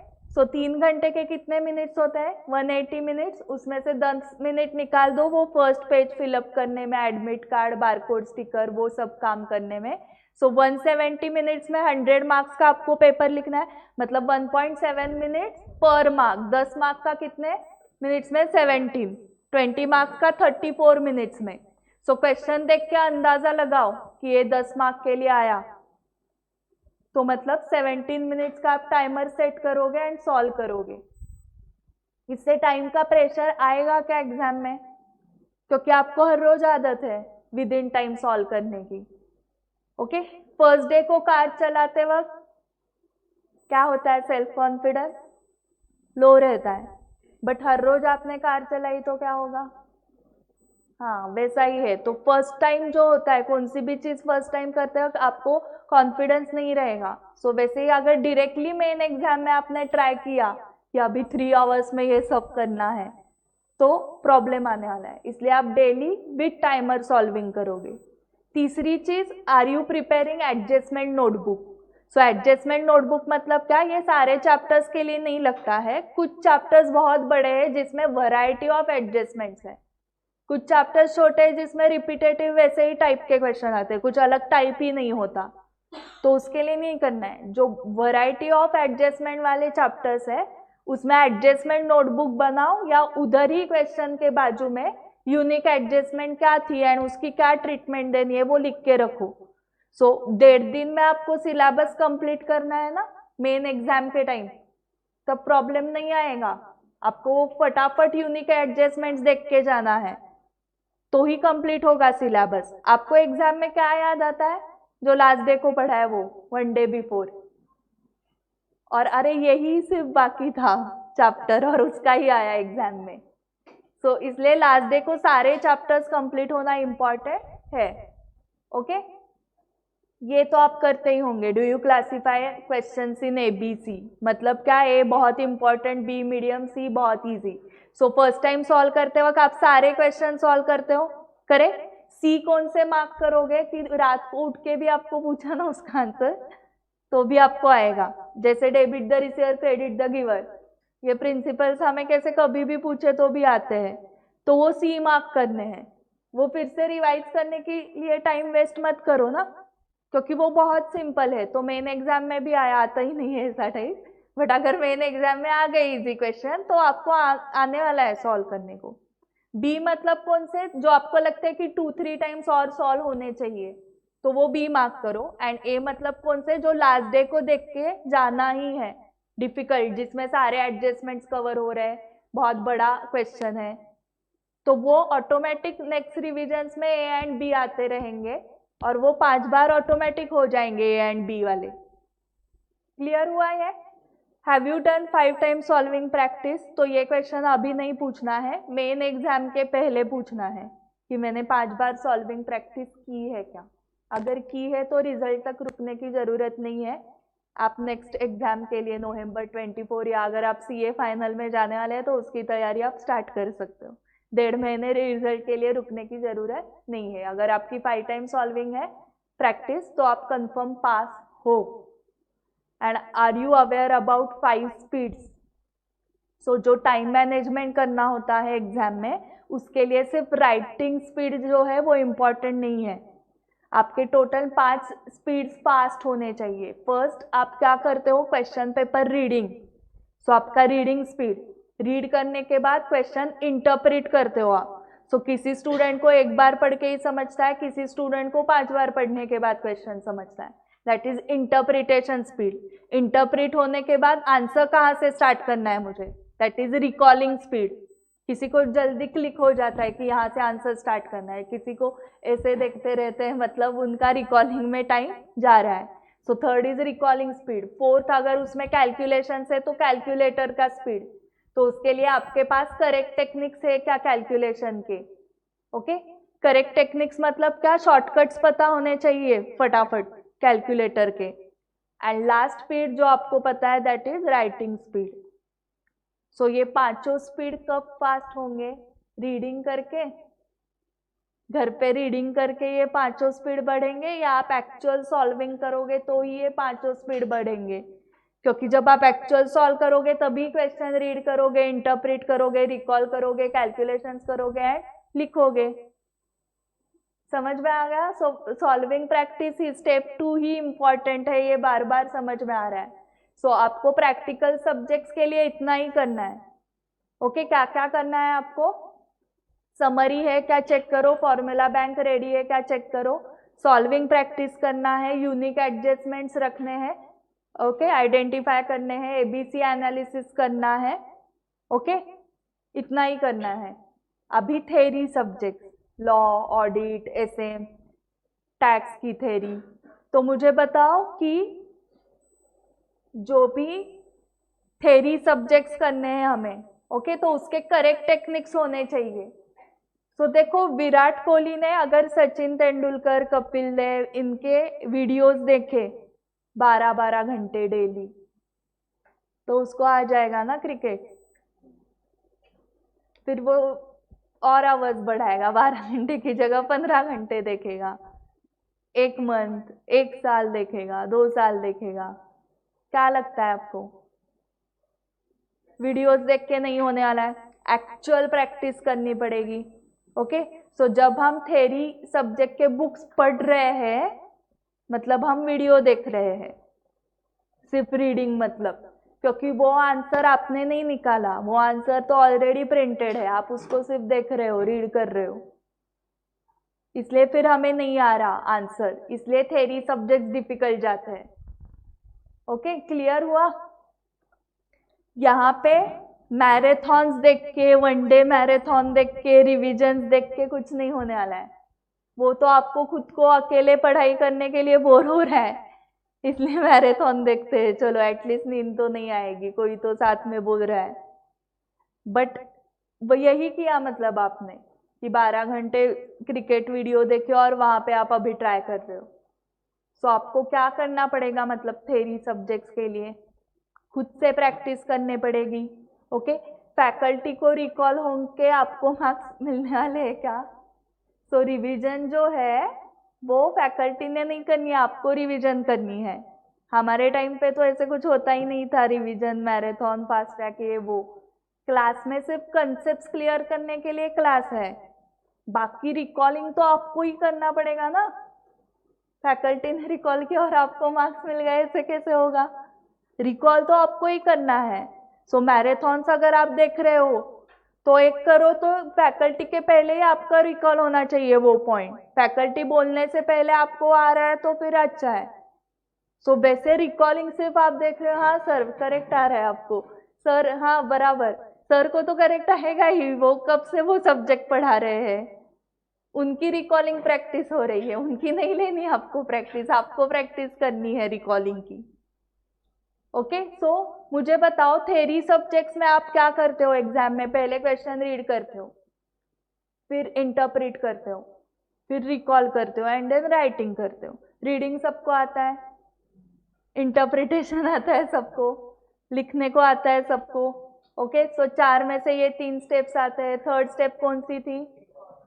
वो आ गई तो आ जाएगा ना कि मैम मुझे रिकॉल तो हो गया था बट ए कैसे लिखना है वही याद नहीं आ रहा था, या बी लेटर कैसे लिखना है वही याद नहीं आ रहा था, ऐसे तो नहीं होने वाला ना। एक बार रिकॉल हो गया मतलब ही काम हो गया आपका। एंड वो राइटिंग स्पीड बढ़ाने के लिए लिखने की प्रैक्टिस करो घर पे। रिकॉलिंग की सिर्फ आपने प्रैक्टिस की बट आपका राइटिंग नहीं है घर पे, तो वहां पर 3 घंटे में पेपर नहीं होगा। फिर प्रॉब्लम क्या होगा? मैम मुझे सारे क्वेश्चंस आ रहे थे क्योंकि रिकॉलिंग प्रैक्टिस बहुत की थी बट पेपर कंप्लीट नहीं हो पाया। ओके, आपको सिर्फ रिकॉलिंग नहीं, कुछ क्वेश्चंस का रिकॉलिंग एंड कुछ क्वेश्चंस का राइटिंग भी करना पड़ेगा। करें? इसकी भी समरी चाहिए आपके पास, नहीं है तो खुद से बनाओगे क्या? मैम मैंने समरी निकाली थी, खुद के नोट्स बनाए थे, फिर भी मैं लॉ में फेल हो गया, तो फेल होने ही वाले हो, क्योंकि समरी निकाल के नहीं पास होने वाले। समरी निकालने की वहां पर कंपटीशन नहीं है, ये याद रखो। वहां पर क्वेश्चन आंसर्स आपको आने चाहिए। तो समरी नहीं है तो क्या करोगे, कहाँ से तो लेना है, नहीं तो हाईलाइट करना है, खुद से लिखना नहीं है। लिखना क्या है आपको, क्वेश्चन आंसर की प्रैक्टिस।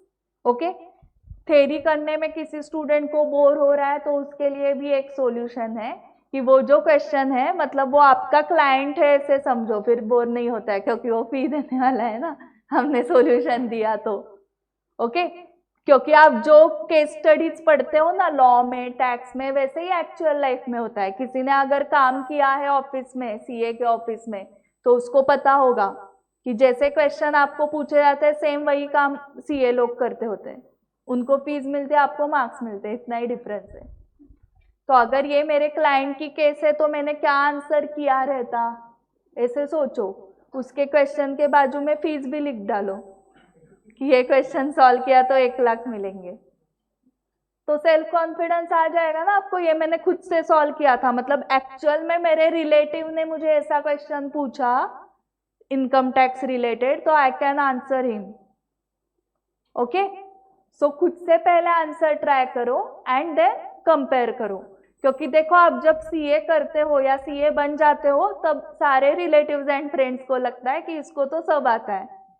वो आपको रिटर्न्स देना स्टार्ट करेंगे, जीएसटी का पूछना स्टार्ट करेंगे, और उनको ऐसे लगता है कि मैंने पूछा और इसको आना ही चाहिए। वे जीएसटी का रेट क्या है, जीएसटी की लिमिट क्या है, वो पूछना स्टार्ट करेंगे आपको। Okay, underline keywords, do you underline keywords? So आप अंडरलाइनिंग करते हो क्या मेन एग्जाम में भी, आंसर शीट्स में, एंड स्टडी करते वक्त, सेल्फ स्टडी करते वक्त जब आप क्वेश्चन आंसर्स पढ़ते हो, तब आप कीवर्ड्स अंडरलाइन करते हो या नहीं करते हो? करने हैं अगर नहीं करते हो। अगर आप चेकर हो, फॉर एग्जाम्पल आपको 500 पेपर्स दिए मैंने ऑडिट के चेक करने के लिए, तो आप कैसे चेक करोगे? 1 महीने का टाइम है आपके पास, 1-1.5 महीने का। आप चार्टर्ड अकाउंटेंट हो, क्योंकि सीए ही चेक करते हैं, तो आप सिर्फ फुल टाइम पेपर चेकिंग का काम करोगे क्या? आप कहाँ पे तो जॉब करते होंगे, आपकी प्रैक्टिस होगी, मतलब वो 12 घंटे काम करने के बाद आप पेपर चेकिंग कर रहे हो, करेक्ट? मतलब डेली आपको 2 घंटे ही हार्डली मिलेंगे। हाँ, पहला आपने आंसर शीट चेक किया, मतलब क्वेश्चन पढ़ोगे, सजेस्टेड पढ़ोगे, फिर कंपेयर करोगे स्टूडेंट के आंसर के साथ। ये फर्स्ट पेपर हुआ, 10 हो गए, 50 हो गए, 100 हो गए, क्या होगा आगे आगे इमेजिन करो। 200 पेपर चेक हो गए, क्या होगा उस चेकर का? क्या आंसर उसको लर्न होना स्टार्ट हो जाएगा? बट पूरा आंसर लर्न होगा क्या उसको? ए एंड द, कॉमा किधर है, फुल स्टॉप किधर है? 200 बार 500 बार होने के बाद भी हो जाएगा या नहीं होगा? नहीं होगा, क्योंकि वो इतना इंपॉर्टेंस नहीं दे रहा है। अगर किसी ने इंपॉर्टेंस दिया कि हाँ यहाँ पर एन है, हाँ यहाँ पर कॉमा है, इतना इंपॉर्टेंस, वो कहाँ पर इंपॉर्टेंस दे रहा है? क्रक्स पे, उस आंसर के। सो बाद में वो सजेस्टेड रेफर करेगा क्या, या उसके दिमाग में जो पॉइंट्स बैठे हैं वो उसके आंसर में आए हैं या नहीं आए हैं या नहीं, इतना ही चेक करेगा ना। सो उसको भी 500 पेपर चेक करने के बाद पूरा आंसर लर्न है क्या 10 लाइन का? 10 में से 4 ही क्रक्स लाइन है, तो उसको भी 4 ही लाइन पता है, मतलब हमें कितना लिखना है, वो 4 लाइन ही लिखने हैं ना, जो वो चेक करने वाला है। उसके दिमाग में कैसे, हाँ मेरे दिमाग में जो 4 लाइन थे ये चारों इसने लिखे हैं, सो 4 में से 3, 3.5, बहुत ही खुश है तो 4 आउट ऑफ 4। सो आपको कहाँ पर फोकस करना है कि क्रक्स मुझे आ रहा है या नहीं हर आंसर का। आपको ऐसे लर्न ही नहीं करना है मैम 10 लाइन के आंसर, जब तक ये 10 लाइन लर्न नहीं होते मैं नेक्स्ट क्वेश्चन पे जाऊंगा ही नहीं। ऐसे नहीं करना है आपको, हर एक का क्रक्स करना है, ठीक है? अभी लर्निंग कैसे करना है देखो, आपको लर्निंग आता है बट आप वो भूल गए हो। आपने स्कूल में क्या क्या लर्न किया है बताओ? मैथ्स के tables, poems, national anthem, prayers, ये सब लर्न किया था आपने, और वर्ड टू वर्ड था, या आपका खुद का नेशनल एंथम बनाया था आपने, आपकी खुद की प्रेयर, खुद के मैथ्स के टेबल्स कुछ बनाए थे, या जो ओरिजिनल है वही? ओरिजिनल। उसमें सीक्वेंस में भी ऊपर नीचे नहीं हुआ था, ओके, नेशनल एंथम की फर्स्ट लाइन जो ओरिजिनल है वही फर्स्ट लाइन आप बोलते हो, या मुझे लास्ट लाइन पहले आ रही है तो मैं वो पहले बोलता हूँ। मतलब खुद को पहले कॉन्फिडेंस दो कि मुझे लर्निंग आता है। ओके, एंड सेकेंड थिंग, वो भी सीक्वेंस में आता है। अभी तो इंस्टीट्यूट सीक्वेंस में भी आपसे एक्सपेक्ट नहीं कर रही कि ये 10 पॉइंट है तो ऐसे ही 10 इसी सीक्वेंस में आने चाहिए। अगर आपने ऑल इंडिया रैंकर्स के सर्टिफाइड कॉपी देखे तो उनका सीक्वेंस भी सेम होता है। जो सजेस्टेड आंसर में सीक्वेंस है वही सीक्वेंस उनका है। कैसे हुआ? Because of practice. बहुत प्रैक्टिस से आपको भी आ जाएगा। अगर ये सब आया प्रेयर्स, नेशनल एंथम वगैरह सीक्वेंस में, तो ये भी आ सकता है, बट हमारा माइंडसेट ही नहीं होता। सीक्वेंस तो जाने दो, हमें तो वो लैंग्वेज भी नहीं चाहिए, हमें जनरल लैंग्वेज चाहिए। और उसके लिए हम क्या करते हैं, फैकल्टीज को जाके पूछते हैं, सर मैम जनरल लैंग्वेज लिखी तो चलेगा क्या, उन लैंग्वेज में लिखा आंसर तो चलेगा क्या, ये पूछते हैं ना हम जाके। एक बार फैकल्टी ने हाँ चलता है, सिर्फ कीवर्ड्स आने चाहिए ऐसे बता दिया तो हमें अच्छा लगता है, हाँ सर नहीं बता है कि जनरल लैंग्वेज लिखो और कीवर्ड्स आने चाहिए। ओके, ऐसे आपने प्रेयर्स, नेशनल एंथम के टाइम नहीं जाके पूछा टीचर्स को, पोएम्स के टाइम कि ओन लैंग्वेज में चलेगी क्या, उसमें जो कीवर्ड्स है हम डालते हैं पोएम में। सो कुछ ऐसे सवाल ही नहीं आया ना आपको, तो बराबर लर्न हो गई वैसे की वैसी। बट अभी आप ये पूछते हो, सो मैं नहीं बोल रही हूँ कि उसी सीक्वेंस में आंसर आना चाहिए, वो आ गए तो बहुत ही अच्छा, बट एटलीस्ट खुद को कॉन्फिडेंस दो, यस मुझे रिकॉल हो सकता है। आप ट्राई तो करो। 10 लाइन में से 4 लाइन ही आपको रिकॉल करने हैं। आपके बॉलीवुड, हॉलीवुड सॉन्ग्स लर्न होते हैं, तो वो कैसे होते हैं कि ये जब तक गाना लर्न नहीं होता तब तक मैं नेक्स्ट गाना नहीं सुनने वाली हूँ, ऐसे लर्न करते हो आप। फिर कैसे लर्न हो जाता है आपको गाना? बार बार सुन के, मतलब एक ही दिन पे नहीं बैठते हो ना, आज ये गाना लर्न करना है, आज का टारगेट, फिर कल दूसरा गाना, ऐसे नहीं होता है ना। मतलब हर रोज आप गाना सुन सुन के आज एक ही लाइन याद आई, कल 2 लाइन याद आते हैं, फिर एक दिन पूरा गाना याद आता है। करेक्ट? तो मतलब ये कैसे करना है, समझ में आया होगा आपको। हर रोज पढ़ना है, हर रोज पढ़ना है, कभी ना कभी याद आ ही जाएगा। एंड 50% भी याद आया तो भी सफिशिएंट है। हर क्वेश्चन में 50-50% आ गए तो ओवरऑल 50% होगा। सो हम गलत कहाँ पर जा रहे हैं, मैम मैंने पढ़ लिया बट 1 वीक के बाद रिकॉल ही नहीं होता मुझे, वो तो होने ही नहीं वाला है। 1 वीक की गैप हो गई ना, तो फिर से पढ़ो, रिकॉल हो जाएगा। इसलिए गैप आनी ही नहीं चाहिए। थेरी हर रोज ही करना पड़ता है, गैप हो गई तो किसी को भी रिकॉल नहीं हो, चार्टर्ड अकाउंटेंट को भी रिकॉल नहीं होगा अगर 1 वीक की गैप हो गई तो। इसका मतलब क्या हुआ, थेरी आपको हर रोज करनी है। ठीक है, रिकॉलिंग प्रैक्टिस धीरे धीरे करो, पहले जस्ट स्टोरी बुक जैसे रीड करो हर रोज। फर्स्ट रीडिंग में तो कुछ रिकॉल नहीं हुआ तो भी चलेगा। फर्स्ट रीडिंग का मोटिव इतना ही है कि जो हम पढ़ रहे हैं वो समझ में आ रहा है या नहीं, इतना ही ऑब्जेक्टिव है। अगर वो समझ में आ गया ठीक है, नेक्स्ट डे थोड़ा रिकॉल होगा 1%, फिर ऐसे करते करते 50% तक वो अगर रिकॉल हो गया तो वो आंसर आपको आ जाएगा। इसमें भी एबीसी एनालिसिस करना पड़ेगा। कैसे करना है? अगर उस क्वेश्चन का आंसर आपको अबाउ 70% आता है, कभी भी पूछा तो वो सी है, अबाउ 70% ही लिखना है हमें। किसी क्वेश्चन का आंसर आपको 30 to 70 के रेंज में ही रिकॉल होता है, कभी कभी 70% होता है, कभी 30, तो वो बी है। एंड जिसका आपको रिकॉल ही नहीं होता कुछ, या 10-15% ही रिकॉल होता है, तो वो ए है। तो वैसे रिकॉलिंग पहले करके देखो उस क्वेश्चन को, एंड देन डिसाइड करो उसको ए मार्क करना है, बी या C. Okay, and automatic A B क्या होते हैं, बार बार रिकॉलिंग में आ जाते हैं। क्लियर हो गया? एंड एमसीक्यू की अलग से प्रैक्टिस करनी है क्या, बताओ?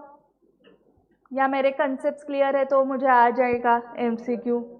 मुझे 6 मतलब क्या, 4 मतलब क्या, ये कंसेप्ट पता है, इसका मतलब मुझे 6-4 मानने को आएगा? नहीं आएगा। सिर्फ कंसेप्ट पता होने से नहीं है। तो सेम वैसा ही है, आपको एमसीक्यू प्रैक्टिस करनी पड़ेगी। कहाँ से करोगे? मॉड्यूल और कहाँ पर है वो एमसीक्यू बुकलेट?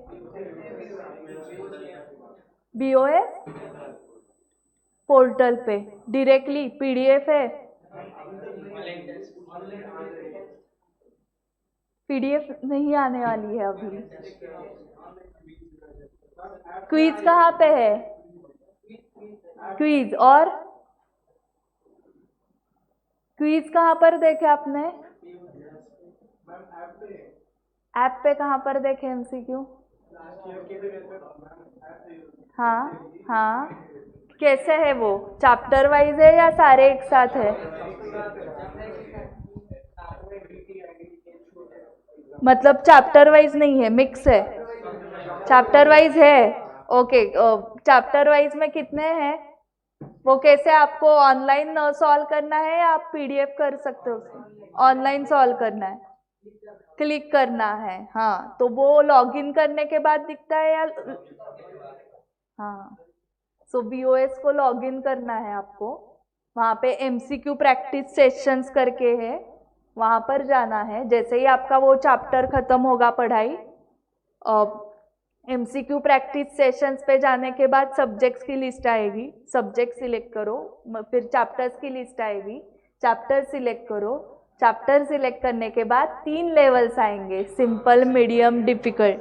तो तीनों लेवल्स एक साथ ले सकते हो, नहीं तो आपके गेम जैसा पहले सिंपल, फिर मीडियम, फिर difficult, and then start session करके फिर आपको एक एक एमसीक्यू सॉल्व करने हैं, नेक्स्ट नेक्स्ट करके। सारे सॉल्व करने के बाद ही आपको आंसर मिल जाए। ओके, समझ में आ गया? यस।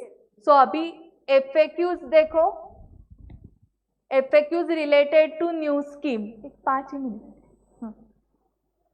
सो कन्वर्जन ऑटोमेटिक नहीं होगा, एक फॉर्म फिलअप करना पड़ेगा एसएसपी को लॉगिन करके। वो फ्री है, वो आपने बताया, बट फॉर्म फिलअप करना ही पड़ेगा, ऑटोमेटिक नहीं होगा। ओके, कन्वर्जन करने के बाद आपको क्या होगा? फॉर्म फिलअप करने के बाद ईमेल पे क्या आएगा? लॉगिन डिटेल्स, सीडीएस के लॉगिन डिटेल्स आएंगे मेल पे। ओके, वो डिटेल्स आने के बाद क्या करना है? सीडीएस पे लॉगिन करके बुक्स ऑर्डर करने हैं, करेक्ट। अगर आपने ओल्ड सिलेबस में बुक्स ऑर्डर नहीं किए थे तो आपको फ्री में ऑर्डर कर सकते हो। ओल्ड सिलेबस में ऑलरेडी आपने ऑर्डर किए थे बुक, तो अभी फिर से 1000 पे करके बुक्स ऑर्डर करने हैं। ओके, एमसीक्यू का मैंने अभी बताया, बीओएस को लॉगिन करके। एमसीक्यू को निगेटिव मार्किंग नहीं है, ओके, गए वो फाउंडेशन के दिन। एंड फर्स्ट ग्रुप अगर किसी का क्लियर है तो आपको कॉस्टिंग देना है क्या? एफएमएसएम एंड ऑडिट ही देना है। ओके, तो एक स्टूडेंट का मॉर्निंग में क्वेश्चन था कि मैम मैं कॉस्टिंग फिर से दे सकता हूँ क्या? ओके, ऐसे क्यों पूछा? क्योंकि अगर कॉस्टिंग में 45 वगैरह मार्क्स है तो 3 सब्जेक्ट्स के लिए 150 होने चाहिए, उसमें से 45 मिल गए मतलब 105, मतलब 50-50 आने चाहिए, 50-55। तो ऑडिट में 50 आने का डर है उसको, तो इसलिए कॉस्टिंग फिर से दिया। तो इसमें 40 आ गए ऑडिट में, एंड कॉस्टिंग में 60-70 आ गए, तो वो 150 एग्रीगेट होगा।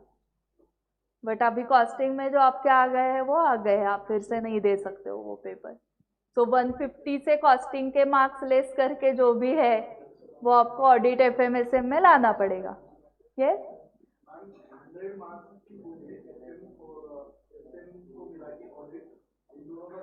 हाँ हाँ, करेक्ट करेक्ट, हाँ, और मिनिमम 40 आने चाहिए। हाँ, लेना देना नहीं है। ओके ओके, सो 200 में से ही आपको लाने हैं। हाँ, तो मतलब कॉस्टिंग आपको देना ही नहीं है, जो भी आप पास हो गए उस पर हो गए। Okay, yes. So thank you very much for patient listening. So देखो कितने बजे है? ओके, 1.5 घंटा आप एक जगह पे बैठ सकते हो मतलब। ओके, इसका डबल, मतलब विदाउट मोबाइल। मोबाइल सबको साइलेंट करने के लिए बोले थे, देखो विदाउट मोबाइल आप थे 1.5 घंटा। ओके, सो अभी जो ऑनलाइन स्टूडेंट्स है, आपको कुछ डाउट्स है तो आप मुझे व्हाट्सएप करो, क्योंकि मैं क्लासरूम के स्टूडेंट्स के डाउट्स अभी लेने वाली हूँ। जिनको कुछ भी डाउट्स नहीं है आप घर जाके पढ़ाई करो। आज अर्ली बर्ड का लास्ट डे है, सो आपको एडमिशन लेनी है तो ऑफिस में जाके एडमिशन ले सकते हो। जिसको सिलेबस वगैरह पता नहीं है, टाइम टेबल पता नहीं है, जो व्हाट्सएप चैनल को फॉलो नहीं कर रहे, आप ऑफिस में जाके इंक्वायरीज करो। ओके, एंड जिसको डाउट्स है वो रुको, एंड अभी आप डाउट्स पूछ सकते हो। ऑनलाइन स्टूडेंट्स आप व्हाट्सएप पे डाउट्स पूछो। Bye bye.